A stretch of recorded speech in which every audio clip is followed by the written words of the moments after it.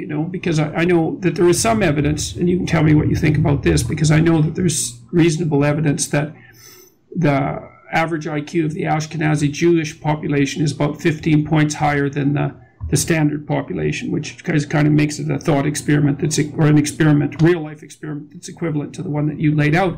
But Ashkenazi Jews also tend to suffer from a host of neurological diseases that seem to be associated with increased neuroplasticity.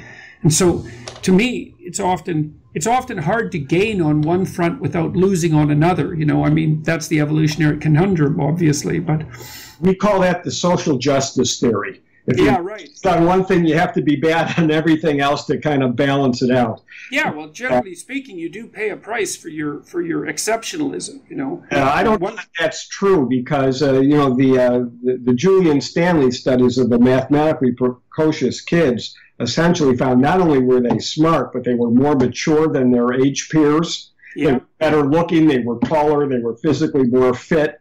I mean, it was kind of the anti-social. Yeah, no, that's true. So, well, I mean, it's just that also might be true, because one of the things that can interfere with IQ is poor health and poor nutritional quality and all of that. I mean, it doesn't look like it's that easy to increase IQ, but it looks like it's pretty easy to decrease it.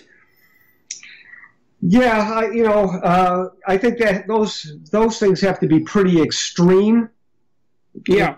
To have an effect, and those effects may not be permanent, actually. There's some studies of deprivation, of people who suffered deprivation during the Second World War that suggest that those really severe deprivations didn't have lasting effects on IQ. Well, people are pretty tough, so I'm inclined to agree with that.